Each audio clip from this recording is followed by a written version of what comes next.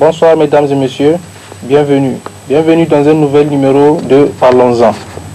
Ce soir, nous recevons un nouvel invité du nom de Dr Zebir Abassa Seyni, médecin diplômé de la faculté des sciences de la santé à l'université Abdou Moumouni de Niamey,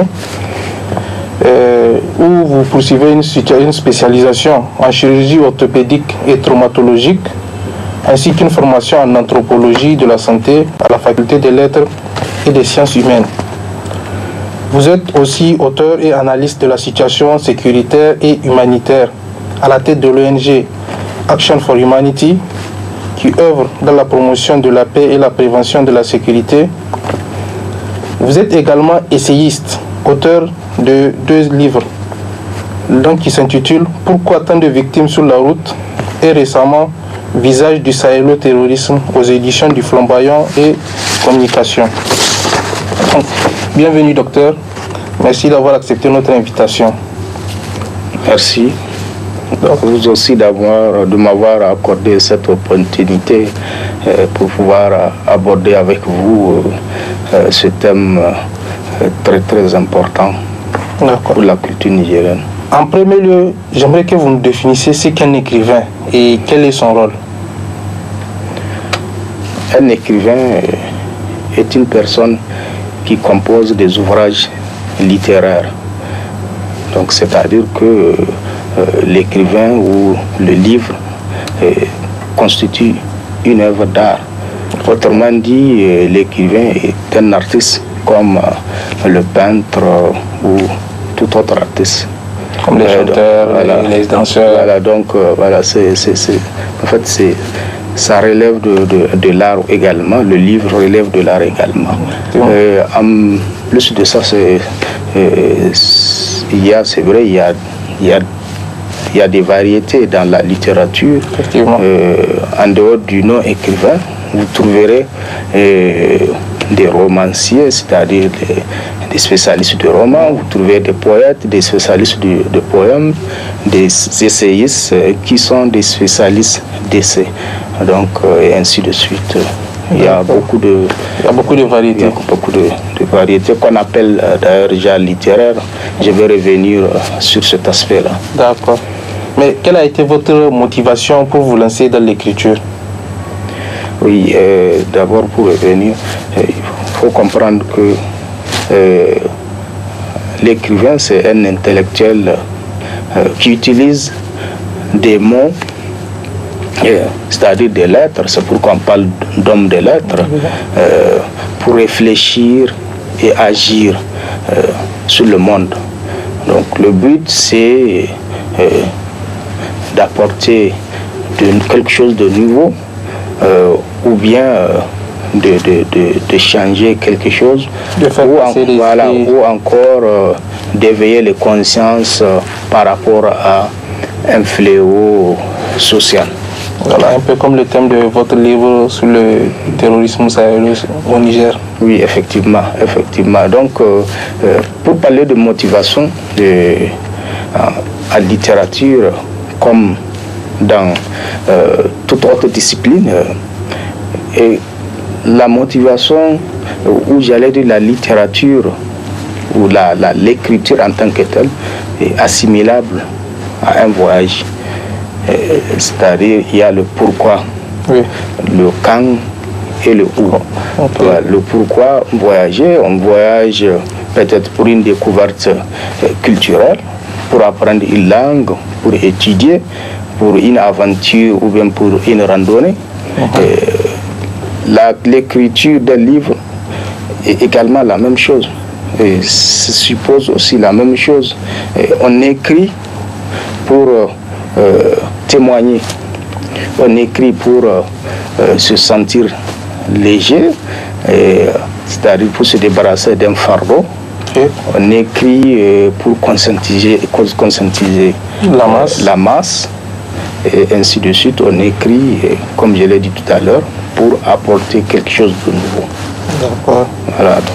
Mais dans notre pays actuellement, ici au Niger, à votre avis, quelle place occupe la littérature dans la société? Oui, il est vraiment déplorable, si je peux m'exprimer ainsi, de constater aujourd'hui la régression du goût pour la lecture. C'est pour apprécier ce phénomène, il suffit de faire le tour au niveau des bibliothèques ou au niveau des librairies pour constater que ces lieux du livre sont aujourd'hui peu fréquentés par les lecteurs. C'est ça. À part peut-être pour les livres qu'on oblige à lire à l'école, c'est rare que les gens partent acheter des livres juste pour se distraire. Effectivement, donc il y a vraiment cette régression qui est là, qu'il faut essayer de diagnostiquer pour situer le nœud du problème. Parce que la culture, c'est le visage d'un pays, et la lecture, ça nourrit l'esprit. Donc si les gens s'écartent de la lecture, c'est assez compliqué.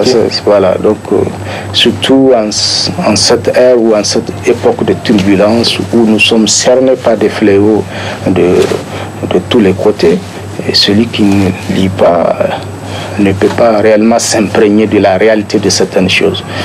C'est aussi nécessaire pour se rappeler du passé, pour pouvoir mieux entreprendre dans l'avenir. Effectivement, parce qu'il y a des ouvrages historiques, beaucoup d'ouvrages historiques. Le Niger regorge d'un patrimoine littéraire, en particulier d'un patrimoine culturel assez conséquent qu'il faut exploiter. C'est vrai, il y a des livres historiques et normalement que les gens devraient lire pour s'imprégner de l'histoire, de savoir d'où nous venons. Voilà, parce qu'aujourd'hui, face à certaines réalités, à certains malaises sociaux, les gens aujourd'hui se posent un certain nombre de questions. Or, la plupart de ces questions que les gens se posent trouvent leur réponse dans le passé. Donc, ils ont été écrits, donc il y a des traces. Donc il suffit juste de s'imprégner pour pouvoir comprendre certaines choses.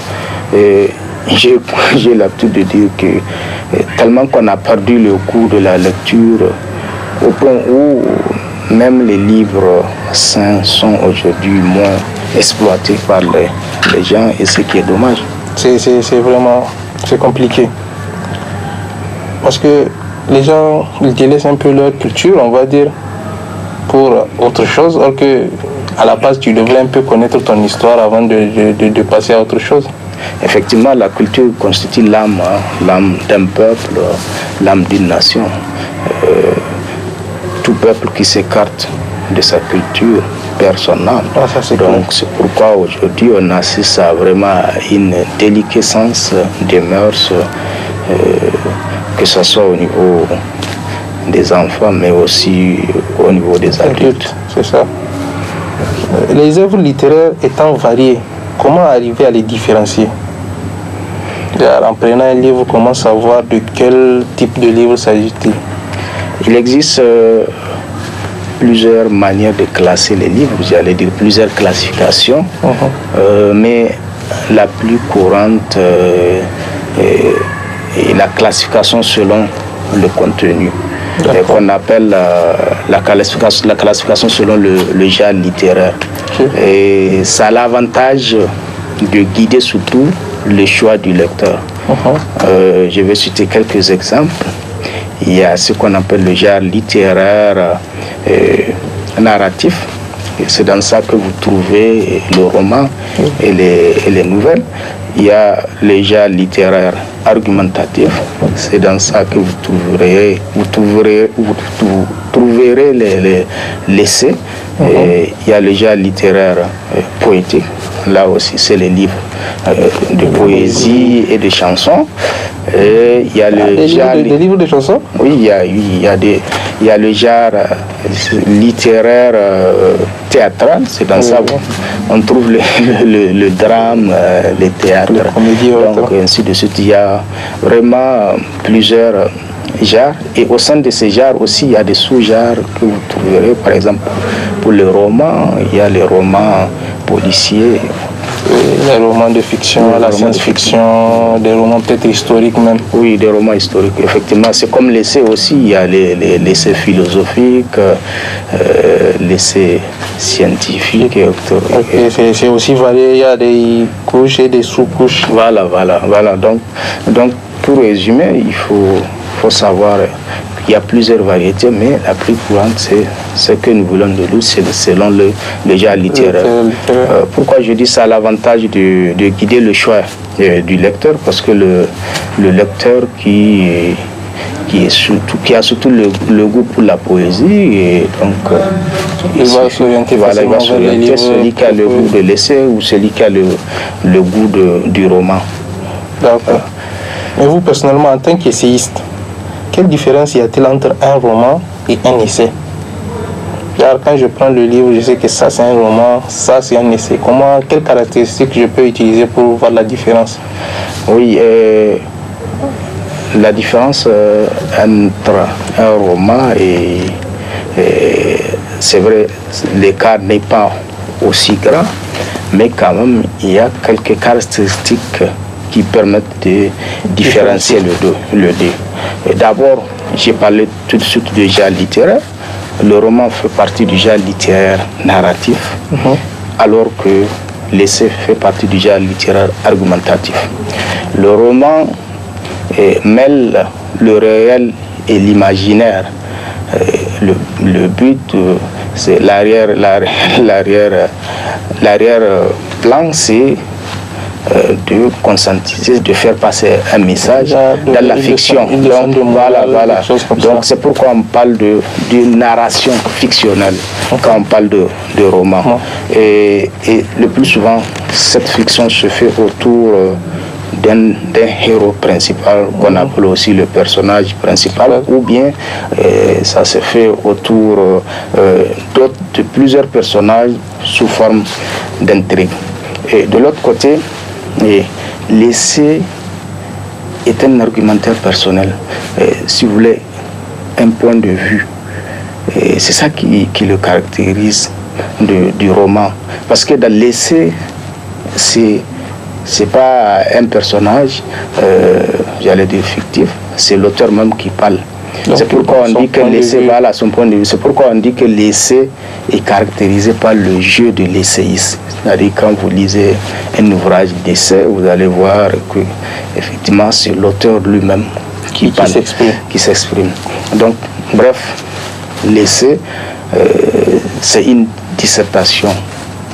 Ce que nous avons tous fait, c'est-à-dire où l'auteur expose des arguments et des contre-arguments, des thèses, antithèses, etc. D'accord. Donc, c'est comme le genre le dit, c'est un genre argumentatif. On est là pour argumenter. Et dans l'autre, on essaye de raconter une histoire. Effectivement.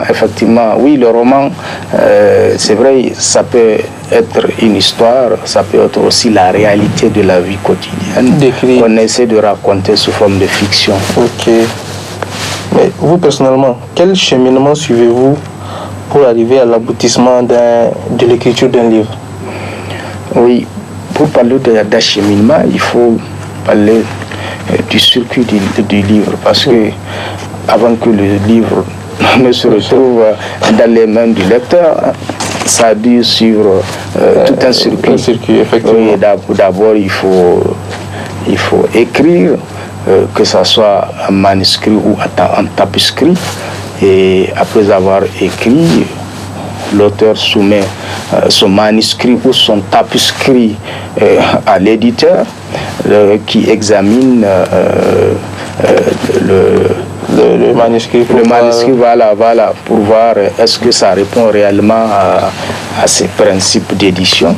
Ensuite, on passe à la phase d'édition qui se comporte en deux variétés. Il y a ce qu'on appelle l'édition à compte d'auteur, où c'est l'auteur qui paye l'intégralité de la facture. Il y a aussi c'est presque de l'autofinancement. Voilà, l'autofinancement. Il y a aussi l'édition à compte d'éditeur, où c'est l'éditeur qui prend toute la facture en charge. Maintenant, après la phase d'édition, on passe à la phase du diffusion, distribution, où le livre va prendre le circuit de l'éditeur vers la librairie, et à partir de la librairie, le lecteur peut accéder. Peut se procurer. Le lecteur peut se procurer du livre. Donc voilà un peu le circuit. Mais en ce qui concerne de la rédaction proprement dite, je disais tout à l'heure que l'écriture est assimilable à un voyage. Il y a le pourquoi, le quand et le où. Pourquoi j'écris? Donc, quel message j'ai envie de faire passer? Et après le quand, c'est-à-dire quand est-ce que je dois commencer? Et je pense que la plupart d'entre nous sont bloqués là-bas. Le pourquoi, on a tous envie d'écrire dans tel ou tel domaine. On a tous une idée voilà. Le plus souvent, on s'arrête au quand là.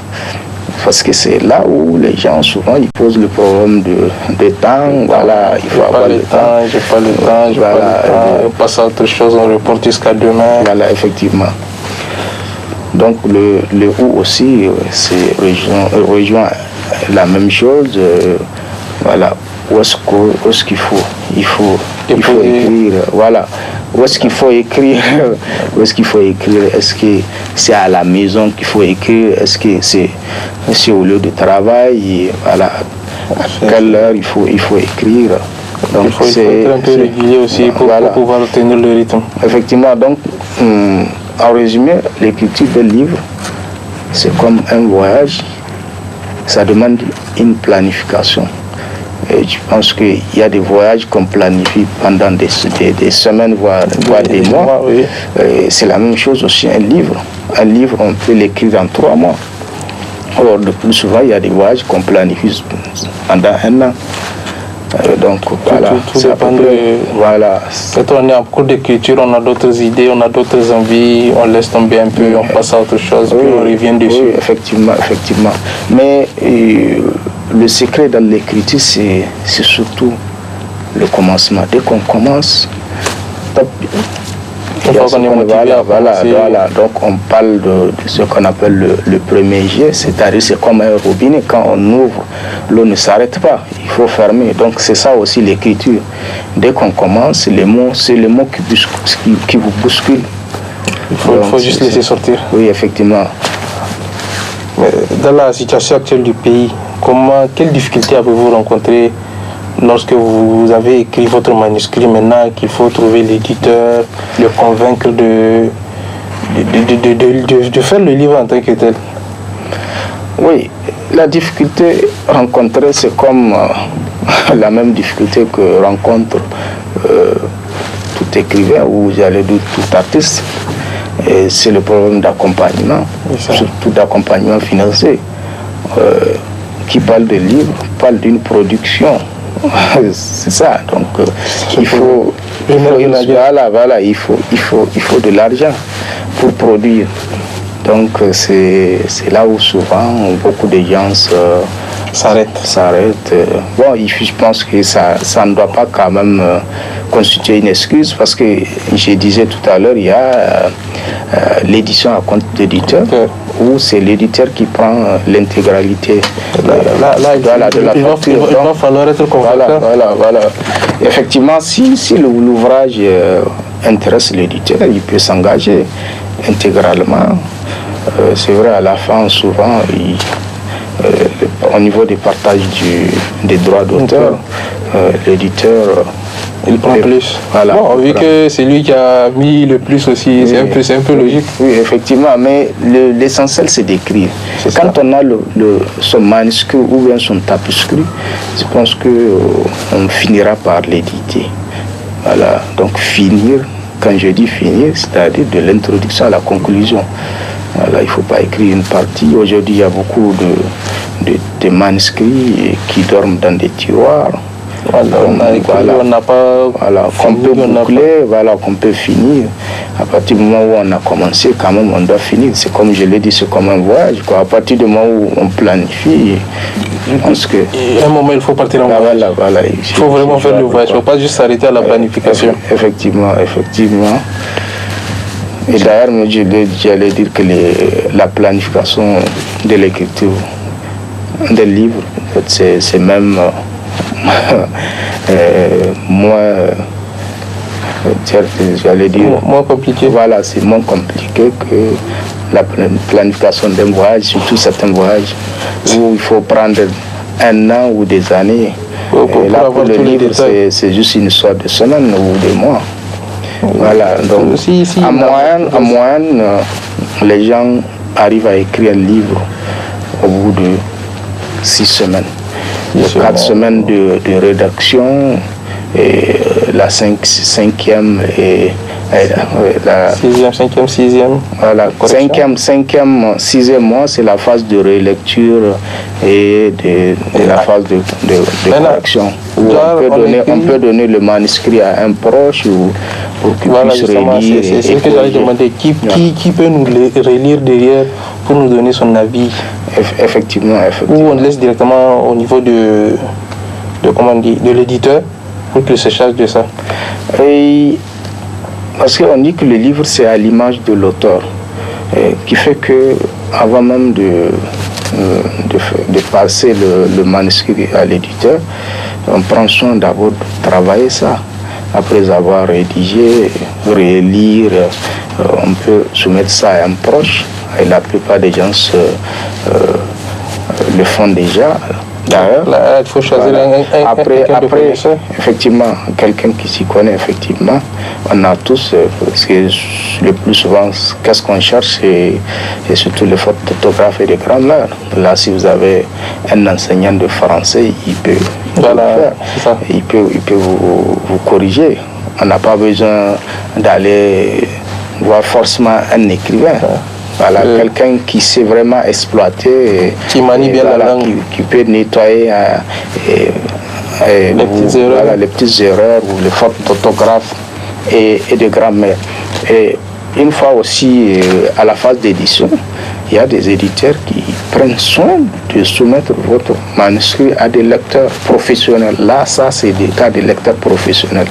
C'est vrai, même l'auteur, souvent, a accès à ces lecteurs professionnels à qui vous allez soumettre, mais moyennant... c'est d'autres dépenses. Moyennant quelque chose... le but, comme je l'ai dit, comme le livre, c'est à l'image de l'auteur, le but, c'est vraiment de produire quelque chose de sérieux pour que les gens puissent apprendre, parce que c'est quelque chose qui est destiné au public, c'est pas seulement au cercle familial ou amical, donc il faut prendre soin de quelque chose dont on peut être fier demain. Effectivement. Effectivement, ça peut être exploité dans le monde scolaire. Donc, si le livre contient des fautes d'orthographe et de grammaire, on va encore induire les élèves en erreur. C'est ça. Voilà. Justement, en parlant de l'école, la question c'est pourquoi le système éducatif, enfin le ministère de l'Éducation, le tout, pourquoi ils ne prennent pas en compte plus d'auteurs nationaux nigériens pour étudier les livres? Parce qu'on a tendance à penser, presque une réalité, qu'on lit énormément d'auteurs extérieurs et que ceux de chez nous sont un peu délaissés. Pourtant, je pense qu'il y a matière à étudier certaines œuvres qu'on produit ici, au niveau scolaire. Oui, cette question-là, normalement, devrait être adressée aux acteurs et aux promoteurs de la culture nigérienne ou littéraire d'une part, et d'autre part aux acteurs de l'éducation nationale. Effectivement, c'est vraiment une réalité qui est là et qu'il faut à un moment donné essayer d'y remédier, parce qu'il y a un patrimoine littéraire important qui fait que dans presque tous les domaines, on peut trouver quand même un ouvrage. Voilà. Et l'avantage, c'est que un livre écrit par un Nigérien, normalement, relève d'une inspiration profonde des réalités du pays. Voilà. Donc, une raison de plus pour exploiter ce livre-là dans le programme scolaire. Vu qu'on parle de nos propres réalités, par exemple, si on a un auteur d'Agadez qui parle des réalités d'Agadez pour quelqu'un qui n'y a jamais été, ça peut être intéressant, par exemple. Oui, effectivement, parce que un ouvrage, il y a, comme je l'ai dit, un livre, il y a toujours un secret dedans.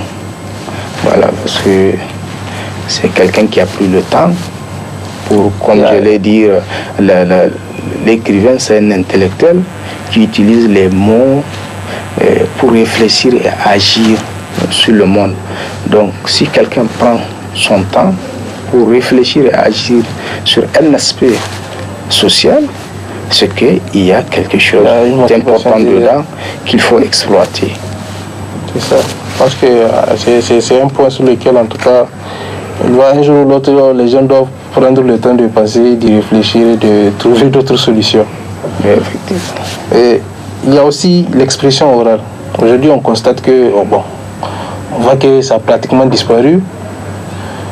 Je ne sais pas comment on peut expliquer cela. Parce qu'à un moment, c'était vraiment quelque chose de fort dans le pays. Les gens écoutaient vraiment, ils prenaient le temps d'écouter. Maintenant, ils n'ont plus le temps à tout. Oui, effectivement, on entend de parler de tout à l'heure du manque de goût pour la lecture. Je pense que ça aussi, c'est un aspect à souligner. Mais ce n'est pas seulement l'expression orale. Il y a aussi l'expression écrite.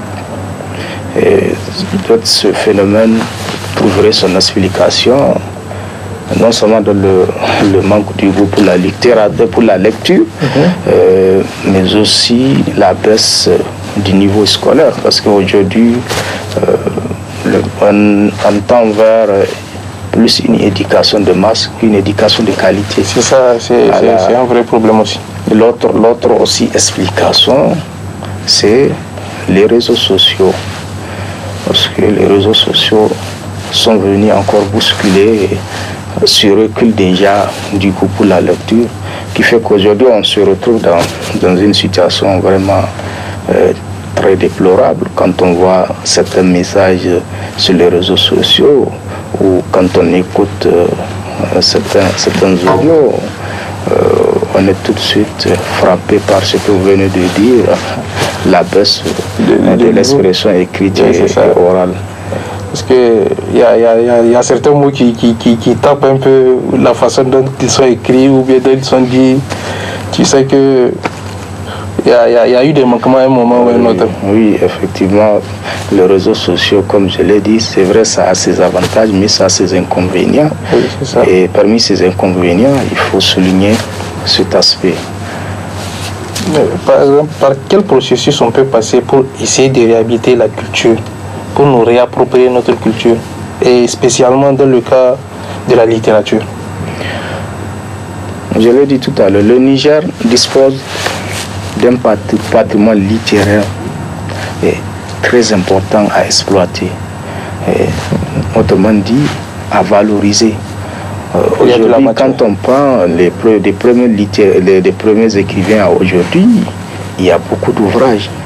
Quand on prend la génération de Boubou Mahama aujourd'hui, il y a beaucoup d'ouvrages à promouvoir pour un pays. Je pense que ça va apporter beaucoup de choses dans l'image du pays. En plus de la promotion, il faut aussi penser à encourager les jeunes écrivains ou ceux qui ont envie d'écrire, qui n'ont pas encore écrit, à travers les prix. Les prix littéraires. Les prix littéraires, oui. Aujourd'hui, même le prix Boubahama a disparu. Il n'y a aucun prix à décerner annuellement. Il n'y a pas le prix Boubahama. Alors qu'avant, il y avait ce prix qui fait que ça a encouragé à écrire. Voilà, ça encourage certains à écrire. Je pense qu'on peut revenir encore sur ces traces-là. Peut-être réhabiliter, en plus du prix littéraire Boubahama, mais aussi d'autres prix. Oui, récemment, ils ont, avec le prix d'Angourou, par exemple, qui va revenir, Oui, ça c'est au niveau de la musique. Voilà. Oui, pour la musique, voilà. Donc le monde littéraire aussi, il faut y penser. Je pense que il faut y penser. C'est des choses même qu'on n'aurait pas dû arrêter à la base. Oui, effectivement. Donc, toujours sur cet aspect, oui. En plus du prix littéraire, il faut aussi que les écrivains eux-mêmes s'investissent dans ce sens. En organisant des séances de dédicaces, des séances de conférences, débats. Il faut faire du bruit au niveau de la promotion. Donc il faut que les gens sachent qu'il y a des livres disponibles. Il faut qu'ils sachent qu'il y a des auteurs qui ont écrit et qui attendent d'être lus. Absolument, absolument. Surtout avec l'ère des réseaux sociaux, c'est aussi un canal qu'on peut exploiter en plus des médias traditionnels qu'on a à notre disposition. Il faut aussi organiser des forums du livre.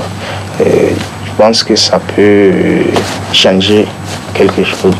Et de l'autre côté, la responsabilité de l'État, surtout du ministère en charge de la culture, qui doit vraiment s'investir pour rehausser ce niveau.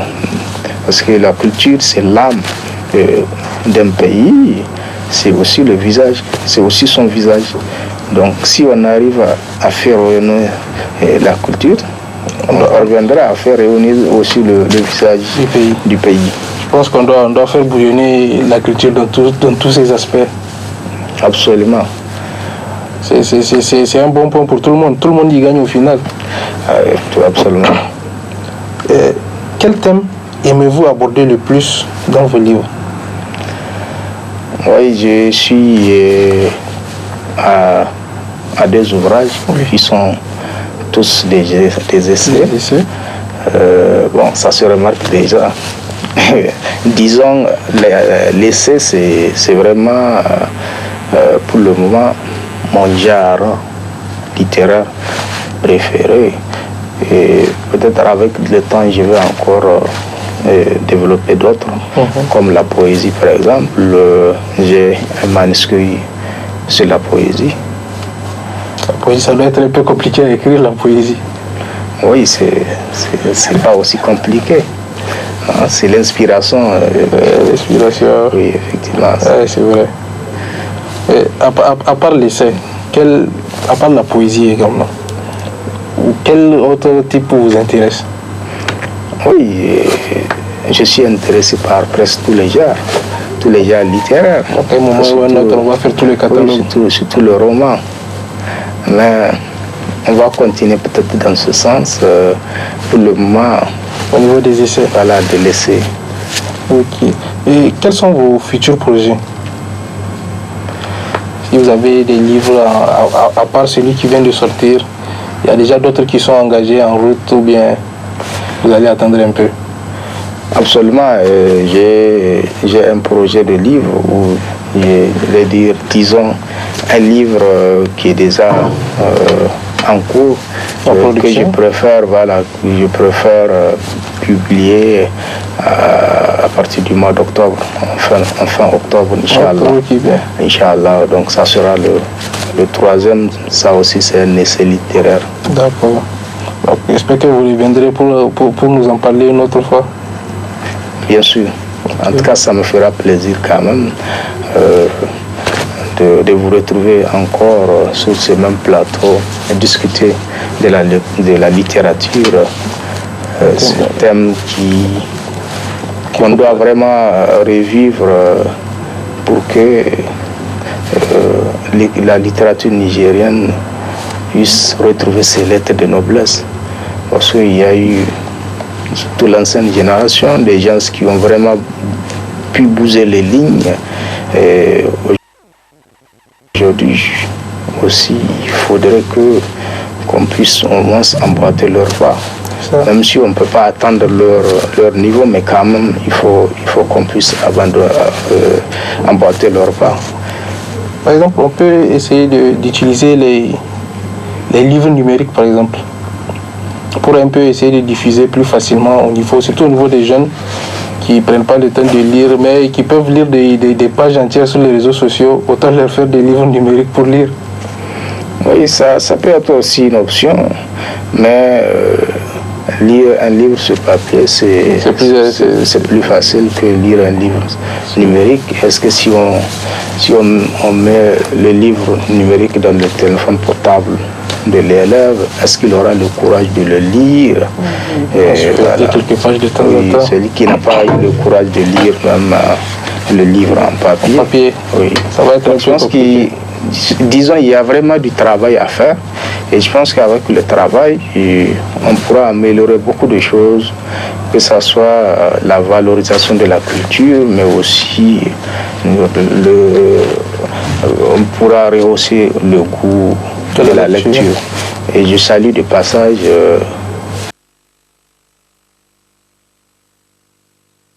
certaines associations ou des groupes de jeunesse qui s'investissent dans ce sens. Il y a des groupes de lecture aussi qui vraiment participent à faire découvrir des œuvres. Ça, c'est quelque chose de très intéressant aussi. Absolument, absolument.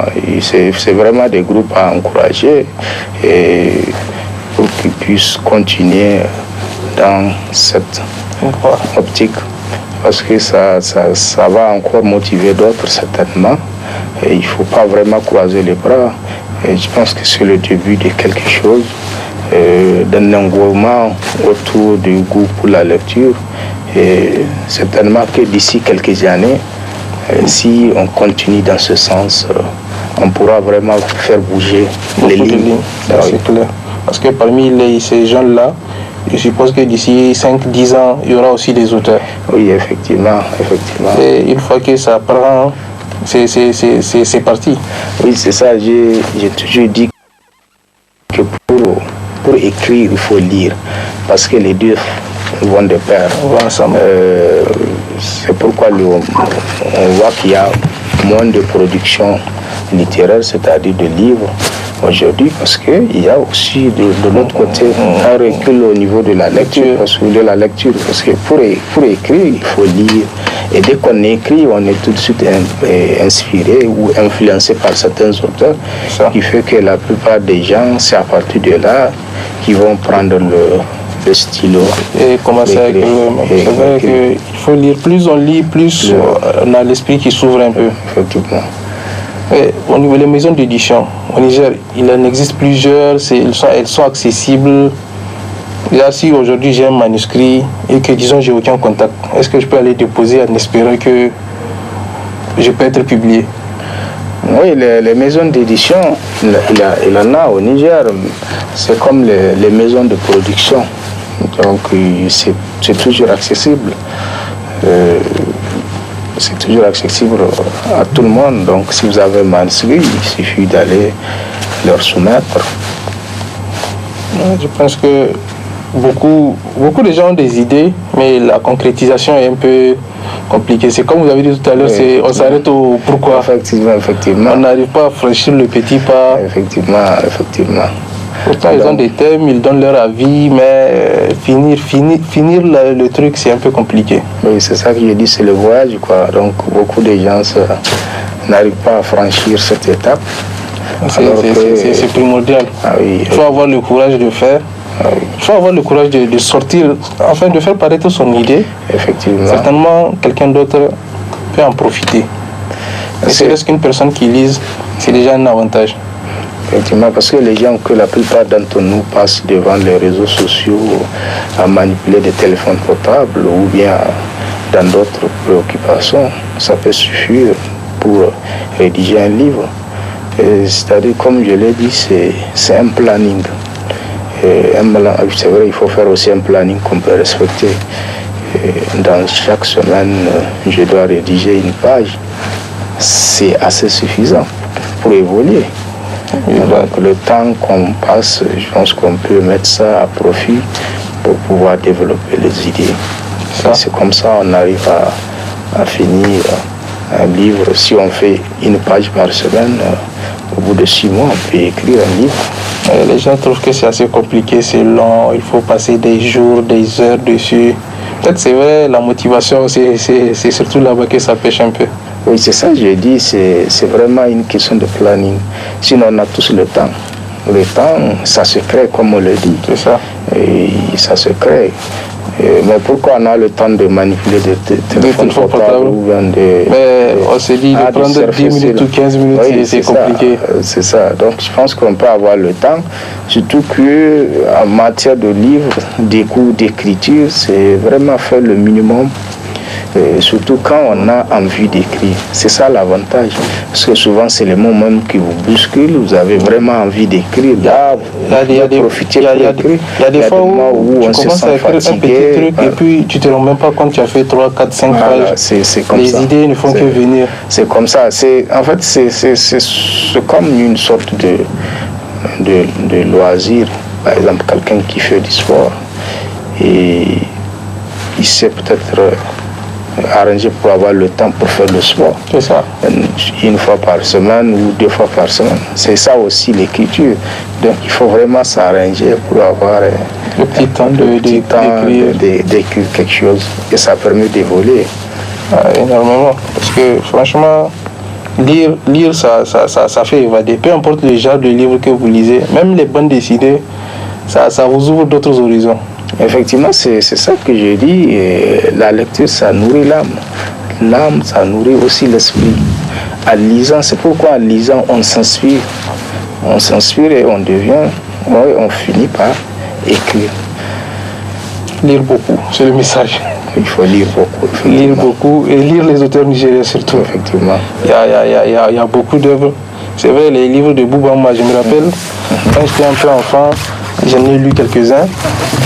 Je pense que jusqu'à présent, j'ai des souvenirs de ça. Mais récemment, c'est vrai que je ne connais pas beaucoup d'auteurs. Mais je pense que c'est important que les gens lisent. Peu importe le genre de livre qu'on lit, il faut lire. Absolument.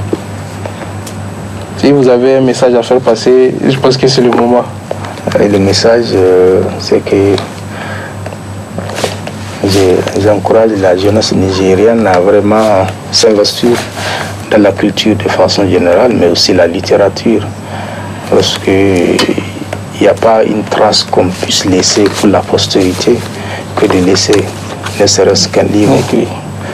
Et comme je l'ai dit, un écrivain, c'est un intellectuel qui utilise des mots pour réfléchir et agir sur le monde.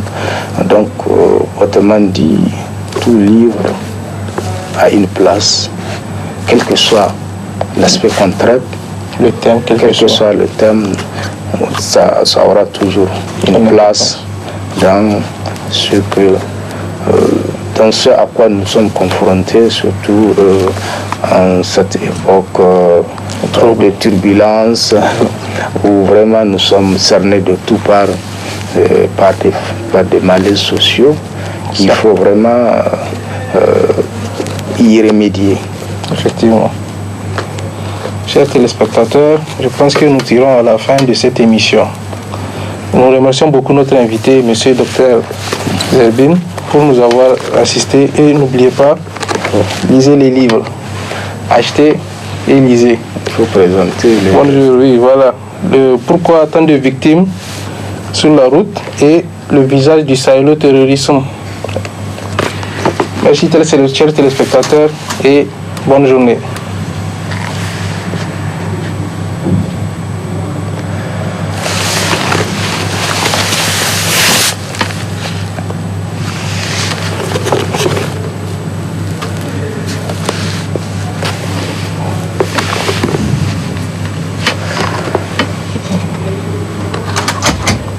Les 2 ouvrages de notre invité du soir, M. Dr Zerbin Abassa Seyni. Merci beaucoup pour cette opportunité. Je vous en prie. Et j'espère que vous reviendrez lorsque notre livre sera disponible. Inch'Allah, Inch'Allah. C'est bon.